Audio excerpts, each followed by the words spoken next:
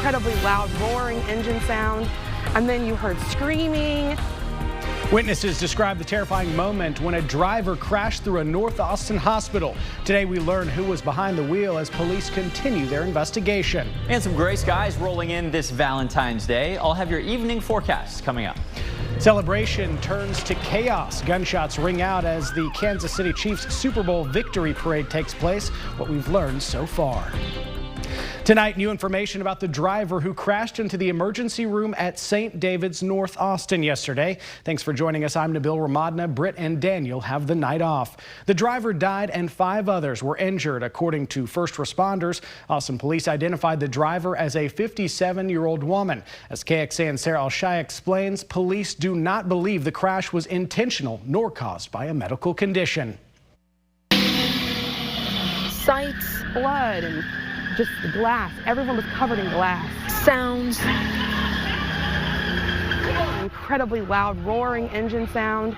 And then you heard screaming. And smells Michelle Cruz says she'll never forget. Then you started smelling like the burnt rubber. The smell, like, lingered. Cruz and her mother were there when a car crashed into the St. David's North Austin Medical Center emergency room Tuesday evening. At least 20 people, at bare minimum. There could have been more, but at least 20 people. The Austin Police Department says it responded to the crash a little after 5:30 p.m. The driver of the car died and 5 others were injured, 2 of them children. APD identified the driver as 57-year-old Michelle Holloway. There's no indication at this time that this is an intentional act, nor does it indicate that the driver suffered from a medical episode. APD says this is still under investigation and information could change. Hospital officials say several staff sprang into action tending to injuries. Think about superheroes.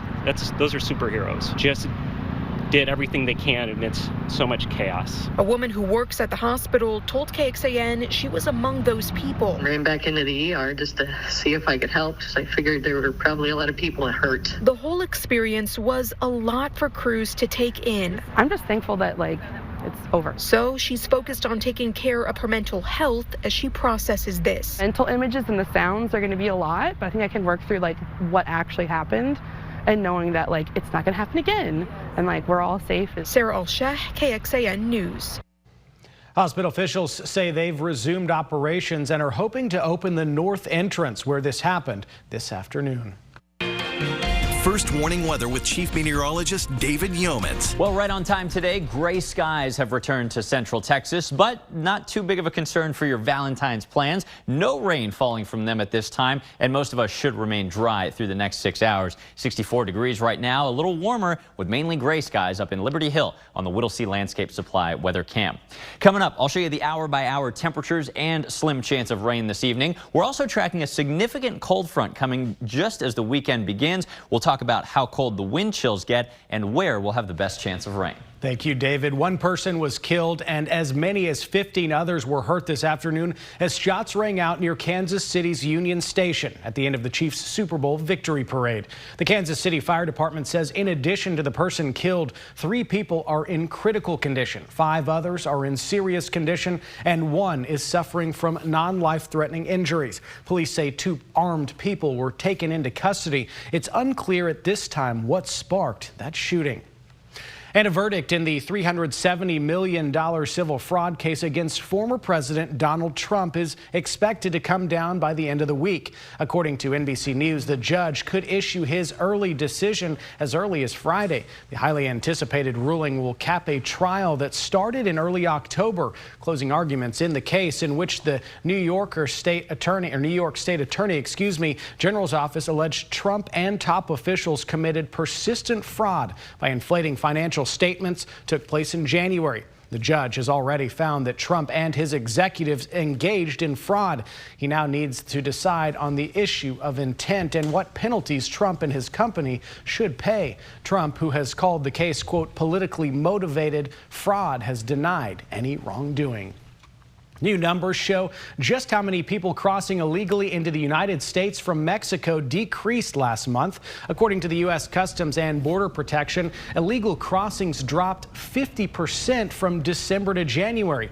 Agents encountered migrants between ports of entry more than 124,000 times in January, down from more than 249,000 the previous month. They attribute the decrease largely due to seasonal migration patterns, which are expected to turn back towards higher migration patterns in the spring. The Center for Disease Control and Prevention plans to drop the 5-day COVID isolation guidelines. Under the new proposed CDC guidance, those who test positive for the coronavirus may be able to return to their routines if they've been fever-free for at least 24 hours without medication. This same standards applies to flu and RSV. If officially adopted, the new approach, it would signal COVID has taken a place alongside other routine respiratory infections. Health experts believe the impending change could be because most people have developed a level of immunity to the virus. And thousands of rideshare workers parked their cars and picketed at major U.S. airports today in what organizers say is their largest strike yet in a drive for better pay and benefits. NBC's Steve Romo has the details from one of the picket lines in New Jersey. The group Justice for App Workers is holding demonstrations today in cities across the country, including here in Newark at the airport, to try to get the attention of these companies to tell them they need higher wages. Now, the plan is for striking drivers to stop accepting rides specifically to and from airports from 11 a.m. to 1 p.m. They say this is sort of just a shot across the bow to try to get this attention. Now, drivers we talked to say they are just having a tough time paying their rent and making ends meet, but at the same time they hear about these companies raking in record profits. Now, Uber saying that this type of demonstration rarely affects driver availability or their prices. Lyft also saying they are trying to work with these riders to improve the situation. We'll see what the outcome of this is, though. Back to you. And going in depth, the strikes took place in 10 major U.S. cities, including right here in Austin. Rideshare drivers joined the nationwide picket lines at the Austin airport today, refusing to take rides to and from the airport all day long. The rideshare app Lyft said in a statement to KXAN, quote, "We are constantly working to improve the driver experience, which is why just this month we released a series of new offers and commitments aimed at increasing driver pay and transparency. Those new offers include a new minimum wage earnings guarantee where drivers will always make at least 70% of weekly rider fares after fees. Today's rally at the airport was the first major action of rideshare workers in Texas this year, and it's the first time ever rideshare strike in Austin since Uber started in 2014. Alarm bells raised on Capitol Hill over a mysterious threat to national security. What we know about the threat as pressure mounts for the president to declassify details. And a long-standing North Austin staple gets ready to close its doors for good. How fans of the decades-old local business are reacting to the news. Also ahead, a rare, stunning sea creature washing up on the shores of the Lone Star State. Why experts warn that you don't want to get close to it. The Highland Lane Bowling Alley has served Austin as a North Austin staple for nearly 50 years, but now it's getting ready to close, and fans of the business say they're sad to see it go. According to the Austin Business Journal, the decades-old local business will close by the end of this year. A new 300-unit development is expected to take its place. For some fans of the long-standing bowling alley, the closure represents how much the city of Austin is changing, and for others, it represents a decline in the sport's popularity. And if you're looking to take a trip down memory lane at the alley, head over to KXAN.com and click on this story. And an Austin filmmaker is nominated for 6 awards for his project that's premiering at tomorrow's Austin Revolution Film Festival. The film's creator, David Reyes, says Austin has everything you need to get an independent film up and running, with the city offering a strong pool of actors and a high motivation for filmmaking. If you're looking at footage from the trailer for Reyes' award-nominated film, Pa Mama, it's the story of an animal advocate who moves from home after life spirals out of control. In addition to the film's premiere tomorrow, another screening is planned in Huntsville at the end of the month. Well, temperatures so far this month running 4 to 5 degrees above normal. Today, another warmer than normal day in the upper 60s. We've got some big swings in temperature, including a strong cold front this weekend, coming up in your forecast. Today, the Republican chairman of the House Intelligence Committee sounded the alarm about a serious national security threat. He did not say what it was, but called on President Biden to declassify the information. The news comes as the Republican House Speaker pushes back against a Senate-passed $95 billion national security package. NBC's Alice Barr has the latest from Washington. Concern and confusion on Capitol Hill today after House Intelligence Committee Chairman Mike Turner raised the alarm over a serious national security threat without saying what it is. 4 sources with knowledge of the matter telling NBC News it relates to a Russian military capability. Turner calling on President Biden to declassify the information.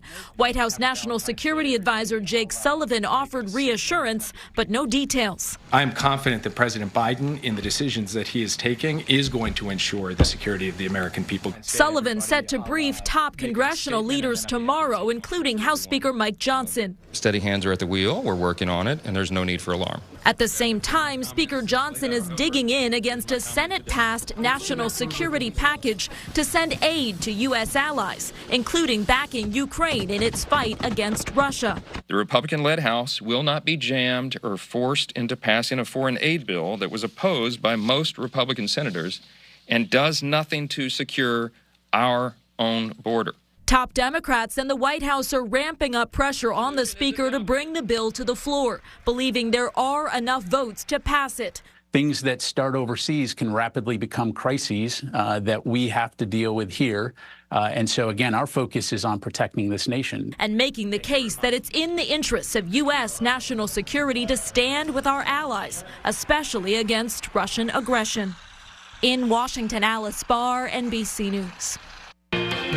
First warning weather with Chief Meteorologist David Yeomans. Well, a blanket of clouds have pulled back into the area tonight, but it's an otherwise nice Valentine's Day evening. 65 with a little bit of sunshine west of Austin on the Austonian weather cam. I've cranked up the sensitivity of the radar. I'm watching it like a hawk for your plans. There is no rain falling right now, and the chance of any additional rainfall is quite slim, just a 10% chance. And even if that 10% chance happens for you, it's a couple drops on the windshield at most. Otherwise, temperatures cooling off into the 50s starting at 9 p.m. under mostly cloudy skies tonight. The clouds streaming in from a disturbance to our south. You can see all this moisture and that atmospheric disturbance from the eastern Pacific into Mexico. This is one thing that's heading our way over the next couple of days. The second, a strong cold front with a big 30-degree temperature drop behind it just north of Omaha, Nebraska this evening. So what does all this mean for your forecast? Well, over the next 24 hours, we're mainly just cloudy. This evening, mainly gray skies. Again, a very slim chance of a couple drops on your plans. By 11 p.m., similar weather continues. Overnight, some patchy fog builds in, most likely in the hill country. Overall, though, tomorrow, not a wet day, just a gray day. Mainly cloudy skies continue through the afternoon and evening. On Friday, let me pause you before the sun comes up. Moisture and energy from that disturbance down in Mexico starts to produce a couple scattered showers pre-dawn. Most of this is south of Austin, and our best models are now backing off a little bit on how much rain falls in general. By 7 a.m., still a couple showers down in Fayette County and along I-10. But that may be about it for the day. The rest of us are cloudy and mainly are completely dry, even through Friday evening. The big thing that happens Friday evening, not rainfall, only a couple hundredths of an inch south of Austin, a temperature drop. Warm weather continues tomorrow and Friday afternoon, but by Friday evening, happy hour and dinner plans, that strong cold front from the northern plains is right here in central Texas. Behind it, a quick 10-20 degree drop in temperatures. By Saturday morning, winds are howling and temperatures are dropping into the 30s. Here's your first look at how cold it may feel when you start your weekend. This is not the marathon morning. This is the morning before, but wind chills Saturday morning well down in the 20s. That is a colder start to the weekend. In the meantime, a far cry from that 52 tonight with some areas of fog and cloudy skies. Tomorrow, mainly gray, but also dry. 73, a warmer day than today.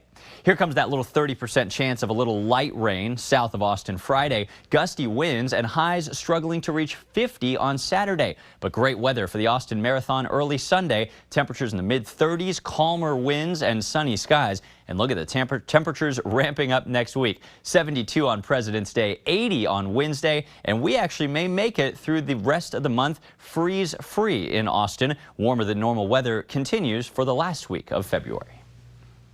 Millions of Americans are dealing with the fallout of a powerful snowstorm that slammed the Northeast. It created one of the snowiest days in years for many along the East Coast. 5 inches of snow was recorded in parts of Pennsylvania, New Jersey, New York, and Connecticut. It made for a nightmare on the roadways and airports. Police reported thousands of accidents across several states because of icy roads. At airports across the Northeast, more than 1,200 flights were canceled yesterday. And at New York's airports alone, more than a third of flights were canceled.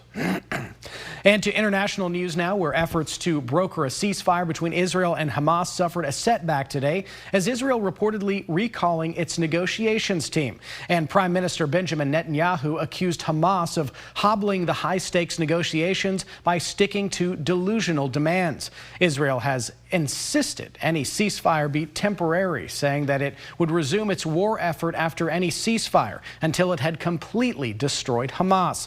Hamas is saying any ceasefire needs to lead to a permanent end to the war.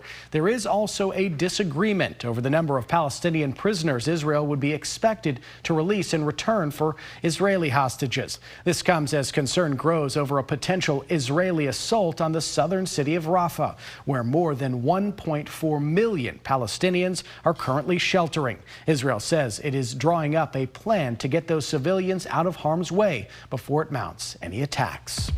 And a first glimpse years into the making at the newly restored portion of an iconic French cathedral as crews work to bring it back to its full glory.